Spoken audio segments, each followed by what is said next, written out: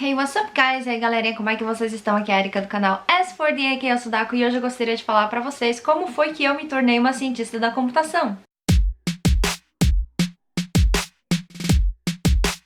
Então, pessoal, muita gente vem me perguntando como foi que eu me tornei uma cientista da computação. Bem, na verdade, me perguntam muito mais sobre o meu tema de pesquisa, mas eu prometo que eu vou fazer um vídeo sobre isso no canal logo. Eu só tenho que passar pelo meu bloqueio criativo, porque quando a gente tá estudando essas horas, a gente não tem muita certeza do que a gente tá fazendo na vida e não dá vontade de ficar falando, sabe? Mas eu consigo contar pra vocês como foi que eu cheguei onde estou hoje. Muitas pessoas já estão cientes, principalmente se você assistiu a entrevista que eu fiz pro projeto Ciência Delas do canal Física e Afins. Gabriela postou ontem, dá uma olhadinha lá no canal dela que eu conto um pouquinho sobre a minha trajetória. E hoje eu vim trazer um pouquinho mais de detalhes porque as pessoas estão curiosas. Então, eu sou formada em engenharia de controle e automação, na verdade. Eu não formei em nada relacionado à computação. E no caso, eu troquei de área quando eu entrei no mestrado. Eu sei que para muitas pessoas esse é um assunto interessante, como que você faz caso você queira trocar de área. Até porque acho que isso deve acontecer muito, já que às vezes tomamos umas decisões que não fazem muito sentido quando a gente vai entrar na graduação. Então, eu vou conversar um pouquinho sobre isso hoje, contar como foi que eu consegui fazer essa troca de área e quem sabe isso ajude vocês. Mas antes de falar de tudo isso, deixa eu contar pra vocês um pouco sobre como eu cheguei, né, na área de exatas, tá? Quando eu era criança, na verdade, eu tinha sonhos muito distintos do que eu tô fazendo hoje, tá?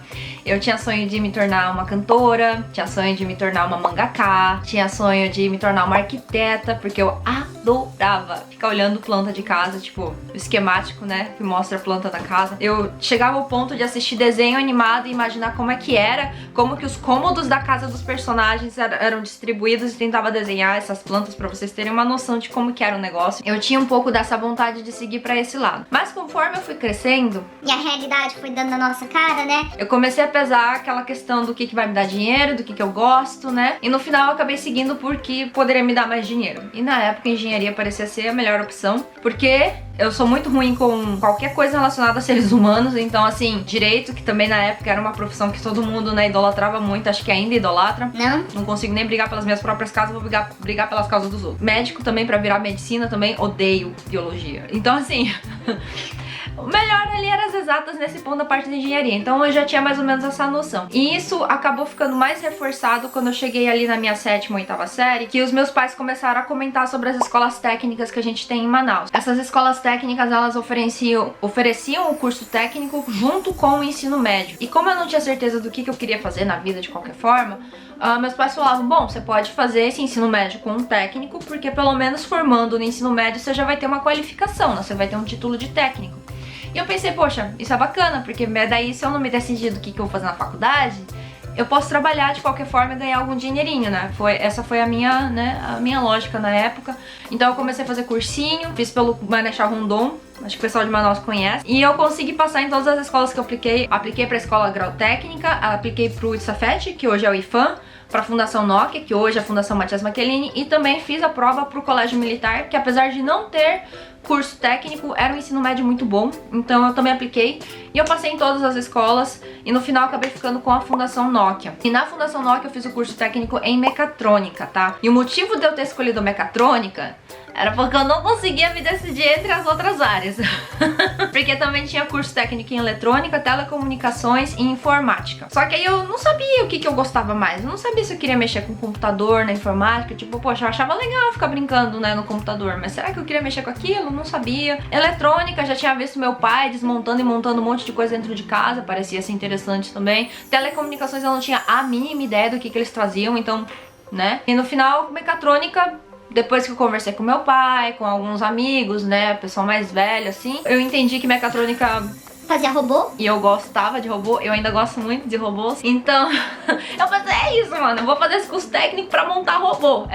Foi essa minha lógica pra entrar no curso técnico. E daí, fiz o meu ensino médio com o curso técnico e era uma coisa louca, porque você tinha o primeiro tempo em matemática, depois entrava a aula de eletrônica, aí voltava pra biologia, depois você tava estudando linguagem de programação. Aí era assim, era tudo misturado. Foi uma loucura. No meu terceiro ano do ensino médio, meu cabelo não sabia o que era uma escova, porque não tinha tempo pra fazer nenhuma, que a gente tinha 20 21 matérias pra estudar. Foi muito puxado, mas foi uma das melhores épocas da minha vida, assim, sem sombra de dúvidas. Gostei muito de estudar lá e eu aprendi pra caramba. Só que no final das contas, eu não consegui meu título de técnico, porque pra conseguir esse título eu tinha que fazer o estágio obrigatório, e esse estágio teria que ser feito depois que eu formasse no ensino médio, ou seja, durante a faculdade. E o meu curso, que eu acabei entrando na faculdade, ele era diurno, daí não batia o tempo e eu decidi focar na faculdade. Então eu não fiz o estágio obrigatório do técnico, então eu não tenho o meu título de técnico. Aí assim, nessa época, já durante o ensino médio, meu pai já tava falando do MEXT, né? Ele, Érica, olha, tem uma bolsa, né? Uma Mambushou, uma bolsa muito boa pra estudar no Japão, eu conheço fulano que o filho foi, não sei o que lá. E eu até pensei, poxa, vamos ver se eu consigo ir lá pra fazer a graduação. Só que quando eu vi as provas da bolsa do MEXT pra graduação, eu falei, não vai rolar. porque eu queria seguir pra engenharia, né, alguma coisa da área de exatas, e lá cobrava física e matemática, basicamente a prova. E era uns negócios fodidos de cálculo, assim, que eu nunca tinha visto na vida. Quer dizer, pra não dizer que eu nunca tinha visto nessa vida, acho que na última semana do meu 3º ano, o professor falou um pouco sobre integral e derivado, professor de matemática. Só que eu já tava pouco me fudendo, porque eu já tinha passado em todas as matérias, eu não prestei atenção nas aulas. Então eu falei, não vou conseguir fazer essa prova, eu desisti de fazer o Mambushou pra graduação. Tava lá com foco de passar pra estudar, fazer a graduação em Manaus mesmo, né? Pra escolher o curso da graduação foi outra maluquice ali que eu fiquei na dúvida, porque assim, o lógico pra mim é, já que eu fiz o técnico em mecatrônica, vamos seguir pra engenharia mecatrônica que tem na Universidade do Estado do Amazonas, pelo menos tinha na época, né? Só que eu falei, Será que isso é realmente o que eu quero? sabe? Aí eu comecei a me questionar. Eu sei que eu apliquei pra engenharia da computação na UFAM, também fiz pra engenharia florestal pelo processo seletivo contínuo, que é, tipo assim, na época, pra entrar na faculdade, você tinha o vestibular da universidade e tinha também o processo seletivo contínuo, que você fazia uma prova a cada ano do ensino médio. No final você juntava a nota dos 3 anos e se tivesse a pontuação mínima tu entrava. Tinha essas duas formas de entrar na faculdade, a gente não tinha nem naquela época, tá? Eu sou velha desse jeito. Então na UFAM eu acho que eu fiz engenharia florestal e computação. Na UEA eu apliquei pra engenharia, porque a gente só aplica pra engenharia depois que escolhe qual curso de engenharia dentro da UEA. Eu não sei por que eu escolhi florestal, porque eu odeio biologia, eu odeio estudar química, então assim... Eu só fui porque na época eu queria entrar no Greenpeace também. Eu tive essa época da minha vida também, né? Aí no final das contas eu acabei seguindo pra UEA, porque na UEA tinha o curso de engenharia mecatrônica, que era pra seguir, né, a linha do técnico. Então eu pensei assim, cara, eu não consigo me decidir. Mas vocês veem que naquela época eu considerei computação, tá? Eu apliquei pra computação e passei na federal, mas eu acabei desistindo porque eu falei, não sei se é isso que eu realmente quero, eu vou pra mecatrônica então. Só que assim, eu entrei na faculdade. Primeira coisa que me acontece, no primeiro semestre eu entro com o PAIC, né, uma iniciação científica em física. Mas assim, apesar de ser em física, eu tava trabalhando muito com programação, porque a ideia era montar um laboratório virtual de física. Então era um programinha onde a gente ia fazer umas simulações de alguns experimentos de física, porque não tinha infraestrutura na universidade para fazer esses experimentos de forma real, fisicamente, assim, que você pode tocar. E também tinha uma parte a gente fez também alguns experimentos de colisão, não fala meu Deus, da física dos gases, aí a gente não tem como ver as moléculas se batendo lá, então a gente tava fazendo a simulação disso daí. Foi a primeira vez que eu trabalhei com Java na vida, porque até então só tinha trabalhado com a linguagem C. E foi assim, um processo de aprendizado fudido, assim, eu aprendi muita coisa. Aprendi também que eu odeio Java. Mas eu fiz 3 anos dessa iniciação científica, tá? Então ali já tava, né, computação dando umas na minha cara. Mas eu tava ali, não, pô, eu gosto de robô. Gosto de robô. Só que daí eu terminei o ciclo, quando a gente termina o ciclo básico lá na universidade, você vai escolher o teu curso mesmo, qual engenharia você vai seguir, a engenharia mecatrônica foi extinta. O MEC decidiu que não ia ter mais curso de engenharia mecatrônica a nível de graduação, então o curso morreu, e aí entrou no lugar a engenharia de controle e automação.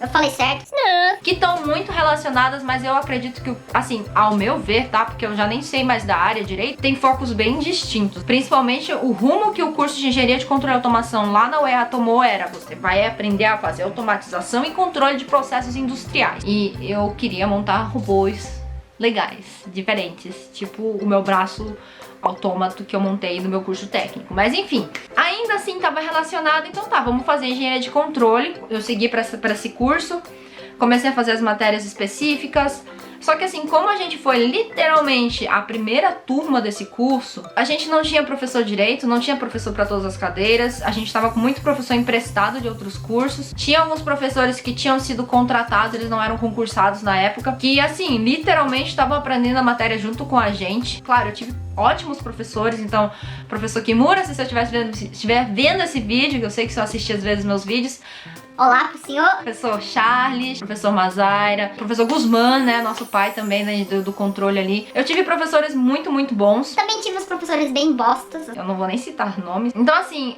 aos poucos eu fui meio que perdendo aquela vontade de fazer as coisas. Eu não sei, minou a minha motivação dentro da área. E o que me ajudou a terminar essa faculdade foi eu ter ido pro Ciências Sem Fronteiras no meu 4º ano. Quando eu cheguei no 4º ano, abriu o edital lá, o Ciências Sem Fronteiras apareceu, caiu do céu essa oportunidade pra mim, cara. Foi assim, o melhor, não tinha melhor timing que aquele. Não tinha melhor timing que aquele. E eu sou muito, muito grata de ter tido essa oportunidade. Participei do primeiro edital do Ciências Sem Fronteiras, tá, gente? E eu fui alocada pra Universidade da Califórnia em Berkeley. E eu digo alocada porque na época eu não tinha como escolher. Os editais seguintes, as pessoas podiam escolher qual universidade eles queriam ir. Eu não tive essa chance. Eu só entreguei na mão de Deus ali e eles me colocaram numa universidade muito boa. Então assim, cara, tudo conspirou pra dar certo nesse programa, entendeu? Eu fui alocada no departamento de Engenharia Elétrica e Ciência da Computação.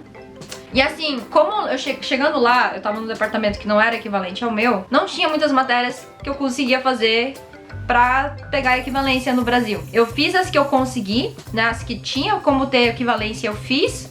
E aí o resto eu tinha que escolher, porque senão eu não ia conseguir o número mínimo de créditos por semestre pra fazer. E eu comecei a escolher as matérias que eu queria fazer. E aí foi quando a Erika começou a... Foi fazer o quê? Foi montar robô. E também foi estudar coreano, porque naquela época eu descobri o K-pop, maravilhada com aquele mundo, com as pessoas lindas e... o Ren, que parecia uma guria, mas era um menino, e me deixou muito confusa, porque eu achava ele muito lindo. Assim, eu descobri o K-pop naquele ano, em 2012, quando eu fui pros Estados Unidos. Então assim, eu fui estudar coreano, fui montar meus robôs, montei lá um carrinho anfíbio, montei um braço autômato lá que montava quebra-cabeça. Pra que eu não sei, mas eles não se importavam com isso, eles só queriam que os alunos colocassem os conhecimentos deles em prática. Isso foi sensacional. Então, também fiz um carrinho seguidor de linha. Foi muito legal, assim, cara. Foi muito bacana. E eu tava super animada com essa questão, né? Só que aí, aquela ideia de voltar pro Brasil, pra minha universidade, onde eu sabia que eu não ia ter todas aquelas oportunidades, me deixou muito desanimada, assim, de novo. Foram muitos altos e baixos nessa faculdade, gente. Então, em um momento... assim, acho que na metade do programa do Ciências Sem Fronteiras, eu tive a oportunidade de fazer audições para empresas de K-pop. E eu realmente, assim, na minha cabeça, eu tinha assim, que se eu passasse em qualquer uma daquelas audições, eu abandonava tudo e eu ia pra Coreia do Sul pra virar K-Idol. Ou tentar, né? Graças a Deus, nenhuma das empresas me aceitou. Não passei pra nenhuma delas, assim, ainda bem, porque hoje eu vejo que nenhuma das duas empresas prestam. Na verdade, que empresa de K-pop presta? Deixa a pergunta aí pra vocês. Ainda bem que eu não passei em nenhuma, ainda eu continuei na minha área. Eu continuei seguindo e terminei a faculdade, tá? Então eu terminei o Ciências Sem Fronteiras e voltei pro Brasil. E aí quando eu voltei pro Brasil... a gente vai ficar cumprindo esse vídeo, tá? Eu já tava na época de eu procurar o meu estágio obrigatório pra formar na faculdade, né? Eu tentei várias empresas, assim, onde o pessoal da minha área, né? Tanto o pessoal de mecatrônica, né? Os veteranos, quanto a galera da minha turma ali, né? Tava aplicando e eu não consegui estágio em nenhuma delas. Inclusive eu fui recusada em uma empresa. Não vou falar o nome, mas eu tenho um ranço enorme dessa empresa por causa disso. Por causa da minha escoliose. Não vou contar muito em detalhes a história, mas no final, tipo assim, eu passei por todo o processo seletivo, já tava ali assinando o maldito do contrato, e daí o médico mandou a resposta do meu exame médico falando que ele não tinha como me aceitar. E depois de eu encher muito o saco deles, eles me falaram que era por causa da minha escoliose. Sendo que vocês nem percebem que eu tenho alguma coisa, gente. Tipo assim, a minha escoliose nunca me impediu de fazer nada na vida, mas por algum motivo veio me impedir de fazer o meu trabalho, né? E no final eu fui recomendada pro estágio numa empresa por um amigo. Essa empresa, ela monta, né, e desenvolve televisões digitais. Então foi interessante porque esse estágio foi dentro do setor de pesquisa e desenvolvimento da empresa, né, da fábrica lá. Então não era exatamente direto ligado à linha de produção nem nada, era na parte de pesquisa e desenvolvimento. Então eu achei isso muito legal. E na época, assim, olha só como é que as coisas foram, né, gente? Porque quando eu tava negociando esse estágio, a ideia é que eu entrasse no time de testes para fazer automatização de testes dentro lá do setor. E quando eu conversei isso e falei com o meu coordenador de estágio da faculdade, eles falaram, ok, tá coerente com o teu curso, porque a parte de automatização de testes também pode ser uma das, uma das coisas que o engenheiro de controle e automação pode fazer. Consegui lá a aprovação do estágio e entrei no estágio. Só que quando eu entrei no estágio, eu não sei que diabos aconteceu. Deu algum problema que eu não consegui entrar no time de teste e acabei ficando com o time de plataforma. O pessoal de plataforma lá desenvolvia aplicações para televisão digital. Isso significa o quê? Programação de novo, meus queridos. Eu acabei sendo locada num projeto para desenvolver o sistema de reconhecimento facial para televisão e eu tive que programar. Foi a primeira vez que eu trabalhei com Python, foi a primeira vez que eu trabalhei com C++, né, o C++. Foi programação fudido. E foi a primeira vez também que eu fiz algo parecido com pesquisa, né? Procurar artigo científico, ler, ver o que o pessoal já propôs, reproduzir os experimentos, ver se os métodos funcionam, tentar desenvolver algo diferente que consiga resolver o meu problema.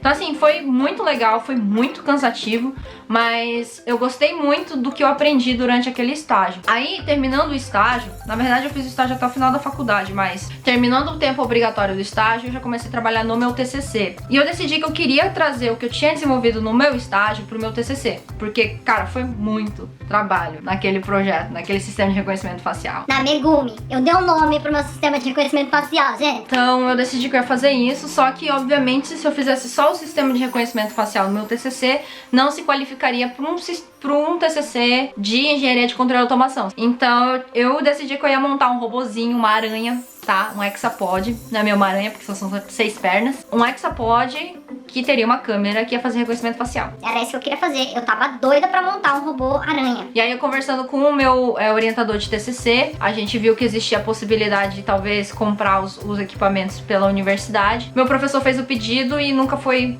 pra frente. No final eu não consegui nenhum dos materiais que eu precisava pra montar o meu robô aranha. E eu não tinha que ser feito, eu não tinha dinheiro pra comprar, a universidade não queria me dar, eu falei, então eu não vou conseguir fazer. Só que aí foi uma briga com o meu coordenador de curso, porque ele falou, a gente não pode aceitar esse projeto desse jeito, tem que ter alguma coisa de hardware. E eu falei, então, professor, mas o que o senhor quer que eu faça? Tipo, eu não tenho de onde, eu não posso cagar dinheiro, sabe? Não tenho. No final resolveu, mas pra dizer que eu não coloquei nada de hardware, eu transformei o projeto na ideia de um sistema de controle de acesso. Era um sisteminha que reconhecia a tua cara, se você tivesse registrado no sistema, você abria a porta lá pra você entrar, seja lá onde. Eu montei uma portinha miniatura. Na verdade, minha mãe me ajudou a montar, então nós montamos essa portinha. Tinha uma trava elétrica, tinha um Arduinozinho ali junto com o Zigbee, que pegava o sinal do computador, que mandava pra abrir a porta toda vez que era reconhecida a pessoa. Então assim, tinha um pouquinho de automação no negócio ali. Então no final das contas, eu consegui formar. Só que assim, como eu tava tendo depois de todas essas dificuldades de conseguir validar, conseguir aprovação do meu tema de TCC e a questão dos professores, alguns professores babacas me estressando, eu perdi a vontade de estudar e eu decidi que eu não ia mais fazer mestrado. Eu tava de saco cheio. Eu só queria terminar a faculdade e ganhar dinheiro. Não tinha mais como, assim, eu já tava no meu limite de aturar esse tipo de coisa. Eu falei, não quero mais estudar, então comecei a procurar emprego já, né, antes de me formar mesmo. Só que no final, o estágio, eu não consegui trabalho lá, porque, na verdade, sim, talvez se eu tivesse insistido um pouco mais, talvez tivesse conseguido, mas pra eu conseguir ser contratado no meu estágio, dependia de um cara ser promovido, de um pesquisador ser promovido, pra a vaga dele abrir e eu conseguir entrar na vaga dele. Então assim, não tinha nenhuma previsão, não tinha nada certo, e aí eu tentei pra outras empresas, várias empresas, nenhuma me aceitou. Ninguém queria ser a Erika. Mas sabe por quê? Porque assim, na época principalmente, ainda mais que era a primeira turma de engenharia de controle e automação, na verdade era a segunda, né? Porque como eu atrasei um ano, uma turma formou antes de mim. Segunda turma de engenharia de controle e automação lá em Manaus, ninguém sabia que diabos o engenheiro de controle e automação fazia. Então assim, a gente não tinha lá, aqui vagas para engenheiro de controle e automação, não tinha isso. Tinha vagas para engenheiros elétricos, vaga para engenheiros mecânicos, vagas para engenheiro de produção, vagas para engenheiros químicos, mas não tinha nada específico para controle e automação. Então a gente tava literalmente atirando pra tudo quanto é lado. Só que aí eu ia lá e aplicava pra uma vaga de engenharia elétrica. E os caras olharam assim, não, mas você formou em engenharia de controle e automação, certo? Eu falei, sim, mas engenharia de controle e automação é um dos ramos da engenharia elétrica. Aí eles falaram assim, mas por que eu vou te contratar ao invés de contratar um engenheiro elétrico?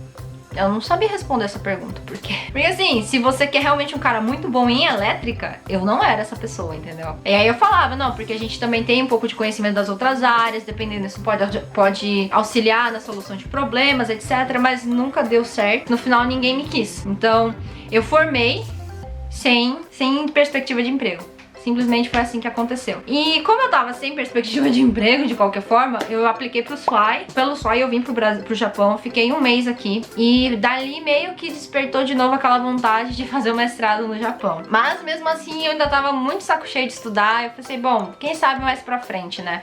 Eu queria mesmo era trabalhar um pouquinho primeiro pra ver se trabalhar era algo que eu queria. Porque qualquer coisa depois eu começava o mestrado, né? Então assim, eu voltei do Japão sem perspectiva de emprego. Eu pensei, bom, já que não tem ninguém que quer me contratar, eu vou tentar o MEXT. Porque daí pelo menos eu vou fazer meu mestrado, eu não vou estar parada na vida, né? E aí eu montei meu projeto lá assim muito rápido, foi baseado no meu TCC, comecei a aplicação pro MEXT. Mais ou menos nesse mesmo meio tempo, né, tinha uma vaga numa empresa que eu queria muito trabalhar. Eu queria muito trabalhar na empresa em específico, era uma empresa que eu gostava muito. E eu queria muito trabalhar lá, só que lá era voltado basicamente pra programação, era pessoal de computação, desenvolvimento de software. E assim, apesar de eu ter feito um pouco no meu estágio, né, meu TCC e tudo mais, eu sou engenheira de controle e automação, então eu pensei, e aquela vaga que tava disponível, ela parecia ser tipo assim, a vaga dos sonhos. Sabe assim, quando pensa o emprego dos sonhos? Era aquela vaga. Só que os conhecimentos que eles pediam dos candidatos, além de, claro, você saber programar, etc, blá blá blá, tinha uns conhecimentos específicos que eram muito específicos da área de telecomunicações, principalmente da rede móvel. E eu sabia nada, tipo zero, completamente. Eu sabia que existia 2G, 3G, 4G. E olha lá, mais específico de rede que eu estudei na vida foi o protocolo TCP/IP na faculdade. Eu falei, essa vaga não é pra mim, deixei ela de lado. Só que aí um amigo meu que trabalhava nesse instituto, na verdade é um instituto de pesquisa e desenvolvimento, tá? Que pertence a uma empresa. Eu tinha um amigo que trabalhava nesse instituto, acho que ele até trabalha ainda, não sei se ele ainda tá lá. Ele falou, Érica, mas aquele departamento ainda tá precisando de gente. E eu falei, mas mano, eu não sou nem da área. Ele falou, não importa, cara, tu já trabalhou um monte com Python, já trabalhou com um monte de linguagem de programação, tenta. Ah, tá bom. Ele falou assim, ó, pega, manda o teu currículo pra esse e-mail aqui, vamos ver o que dá. Eu falei, tá, daí eu mandei o e-mail e eu fui chamada. Eu fui chamada, fiz a prova de conhecimentos básicos lá, de programação, que eu não sei como que eu passei, porque eles cobraram uns trecos em ponteiro em C de ponteiro lá, que até hoje eu não entendo, mano. Eu nunca soube trabalhar com ponteiro em C, beleza? Então, no final das contas, eu não sei como é que eu passei essa prova, mas passei. Aí eu fui chamada pra entrevista. E na entrevista, eles pediram pra eu falar em inglês. Conversei, fiz boa parte da entrevista em inglês. Eles me apresentaram os times que tinham dentro do departamento e me perguntaram em qual time você quer trabalhar. Eu falei assim, olha, eu acho que eu consigo fazer alguma coisa no time A, mas assim, gente, eu não sou formada em engenharia de computação, não sou de ciência da computação. Eles, não, a gente entende isso, mas a gente quer saber de você onde você quer trabalhar. Aí eu falei, bom, eu queria trabalhar com o time B, né? Porque o time B era o time da vaga dos sonhos, gente. E aí eles olharam assim, mas por quê? Eu falei, bom, porque eles trabalham com um negócio que eu nunca estudei na vida, eu tenho zero conhecimento disso, mas que é um negócio que eu acho que é extremamente essencial e que eu gostaria muito de trabalhar. Então, se existe a possibilidade de eu estudar, aprender pra conseguir fazer o meu trabalho, eu tô mais do que aberta pra me esforçar o máximo possível. Eles falaram assim, não, beleza, tá dentro. Eu consegui a vaga dos sonhos, gente. Então assim, eu fiquei muito feliz, consegui essa vaga. Só que aquela, eu não sabia se eu ia me dar bem, porque literalmente eu tava entrando numa área completamente nova, completamente fora da minha caixa. Então, ao mesmo tempo, o processo do MEXT tava acontecendo ali, tá? Porque eu falei, bom, se eu não me der bem com esse trabalho e passar na bolsa do MEXT, eu tenho o MEXT ano que vem. Mas assim, no final das contas, o MEXT virou um background pra mim, tá? E aí eu foquei muito no trabalho. Tipo, o trabalho era um desafio fodido todo santo dia, porque, cara, pensa numa pessoa que tava boiando, mas boiando de um jeito que eu não sabia de nada, não sabia nada. Mas eu tive muita sorte de que os meus colegas de time eram pessoas super, assim, didáticas, então eles conseguiam me explicar as coisas muito bem. Eram pessoas muito prestativas. Ninguém ali tava querendo me ferrar, porque eles precisavam de mim pra ajudar. E a gente se deu todo mundo muito bem. E aí eu comecei a aprender as coisas, fui pegando jeito e no final tava conseguindo contribuir com o time. Com esse emprego eu tive a oportunidade de ir pra vários lugares na América Latina, foi muito sensacional. Aliás, o pessoal achava que eu era rica, porque eu tava viajando toda hora. Mas não era eu que tava pagando as passagens, tá? Essas viagens, era a empresa que tava pagando, tá? Então assim, era um emprego muito bom. Eu não saí de lá porque eu não gostava do lugar, nem de jeito maneira. Mas o que eu percebi enquanto eu tava lá dentro daquele instituto? Que o mestrado e doutorado era algo que era visto como algo bom e eles valorizavam isso. Tanto que tinha muitos colegas ali do departamento que estavam fazendo mestrado junto enquanto estavam trabalhando. Mas eu também conseguia ver o quão difícil isso era, tá? A galera realmente, tipo, pô, tá ali engatado no trabalho. Ixi, mas eu tenho aula do mestrado. Aí tinha que sair correndo pra ir pro mestrado, depois voltava. Eu pensei assim, cara, isso é muito difícil, né? E eu não sabia se eu queria isso. Até porque estudar, eu já tava de saco cheio de estudar, né, assim, no ambiente acadêmico. E eu pensei, pô, eu quero fazer o mestrado porque eu sei que é algo que valoriza, é algo que vai me possibilitar, vai me abrir oportunidades aqui dentro, mas eu não quero passar por esse sufoco. E eu pensei, bom, o MEXT tá aí, né? Se der certo, a gente vai por lá. E no final foi o que aconteceu. O MEXT eu passei na bolsa, consegui a carta de aceite do meu professor e eu fui aprovada. Eu fui saber da aprovação muito em cima da hora, tem até vídeo disso aqui no canal. Pegou todo mundo de surpresa, inclusive eu. E foi um pouco triste eu falar pro meu líder, né, pro líder do time que eu ia sair. Eu vi que o bichinho ficou meio xoxo. Foi mal, mano, foi mal, cara, de verdade. Eu fiquei muito triste de sair de lá, mas eu tinha aquela ideia de que eu ia vir fazer o mestrado aqui no Japão, eu ia voltar pra Manaus e eu ia continuar trabalhando lá. Eu ia dar um jeito de voltar pra aquela empresa, tá? Mas aí o doutorado veio no meio do caminho, não sei mais o que me reserva no futuro. Pro mestrado eu já acabei aplicando pra área de ciência da computação, tá? Foi quando eu falei, cara, realmente controle e automação não é a minha área. Eu gosto muito de robô. Mas aparentemente o mundo não quer que eu monte robô, então eu vou fazer programas. Eu vou virar garota de programa, tá? Então eu acabei aplicando pra ciência da computação. É claro que quando eu comecei o processo do MEXT, eu tava com a ideia do meu sistema de reconhecimento facial, né? Porque era o que eu tinha de conhecimento em cima, foi isso que eu fiz. Pro trabalho, teria sido melhor se eu tivesse feito um mestrado em cima da área, mais voltado para a área de redes, mas não bateu isso daí, então no final eu vim pra cá pra estudar a visão computacional, né, por causa do sistema de reconhecimento facial, e foi assim que eu virei cientista da computação, gente. Assim, desde o começo da faculdade, tava tudo falando, Érica, não é isso aí, eu sei que tu gosta de robô, mas não é pra te fazer robô, tu tá aí pra fazer outra coisa. Bom, eu ainda brinco um pouquinho, né, montando algumas coisinhas aqui e ali, mas a maior parte dos meus equipamentos ficou no Brasil, então eu não tenho nada aqui. No final foi isso que aconteceu e é por isso que hoje eu sou cientista da computação. Então vocês podem ver que no final das contas a minha transição de uma área para outra não aconteceu do nada. Desde a faculdade eu tava ali, sabe, tava estudando a minha área, no caso engenharia de controle e automação, mas sempre caindo pra computação, certo? Então no PAIC, no meu estágio, no meu TCC, depois no trabalho, tudo voltado pra área de computação. Então no final foi por isso que eu falei, cara, eu acho que é isso, cara. Se hoje eu voltar pro Brasil e tentar trabalhar, mesmo aqui no Japão, se eu tentar trabalhar na área de automação e controle, eu não vou conseguir fazer nada. Porque assim, faz muito tempo que eu não vejo nada da minha área. Eu sou computação agora, eu sou computação e é isso que aconteceu. Então assim, gente, pra galerinha que tá pensando em trocar de área, eu não vou dizer pra vocês que é impossível, mas vocês têm que ter noção de que, por exemplo, você mudar de engenharia pra medicina, tem áreas que são muito distintas e você fazer essa transição na pós-graduação pode ser muito difícil, porque a galera que acha que vai entrar no mestrado acadêmico e vai conseguir base pra conseguir fazer a pesquisa, esquece. Porque eu entrei aqui no mestrado na ciência da computação, eu não tive aulinha me explicando como que eu faço pra programar, eu não tive aulinha me explicando como as linguagens de programação funcionam, não tive aulinha explicando o que é programação orientada a objeto, não tive nada disso, tá bom? A base é esperada que você traga isso da tua graduação. Então, pra galera que quer trocar de área, você tem que ter uma base da tua área nova pra conseguir fazer o teu mestrado tranquilo. Não vou dizer que é impossível. Se tu entrar assim de cabeça num negócio novo, isso se o teu orientador te aceitar, se tu conseguir o orientador pra te orientar, vai ser muito difícil, tá?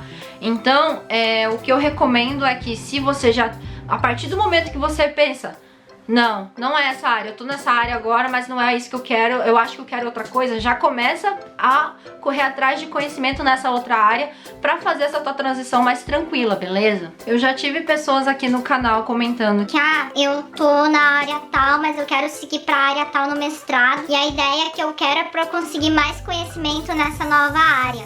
E claro, você no mestrado, você vai conseguir mais conhecimento, mas não vai ser o básico. O básico realmente você vai ter que correr atrás por conta. Agora, é claro, se você tá, sei lá, eu tô em engenharia mecânica e queria migrar para elétrica. Talvez não seja tão difícil porque você já deve ter algum conhecimento da parte de elétrica, porque em mecânica você também tem que estudar um pouquinho. Se for em áreas mais relacionadas, eu acho que fica mais fácil, principalmente, sei lá, se tá dentro das exatas, por exemplo, talvez seja mais fácil. Tu querer ir de exatas para biológicas, biológicas para humanas, humanas, pode ser um pouco difícil, mas no final, gente, nada é impossível. Tudo vai depender da tua força de vontade, do quanto você quer se matar. O que vocês precisam entender é que não é fácil, tá? Muita gente acha que pra mim, essa transição foi mas olha o tempo ali que eu já tava me batendo com a computação, sabe? Desde o primeiro ano da faculdade, eu tava fazendo PAIC já, voltado pra computação. É um processo que não vai ser assim, ó, tá? Mas que é possível, claro, é só correr atrás. Então é isso, gente. Esse vídeo ficou extremamente longo, mas é porque a minha... Eu sou velha.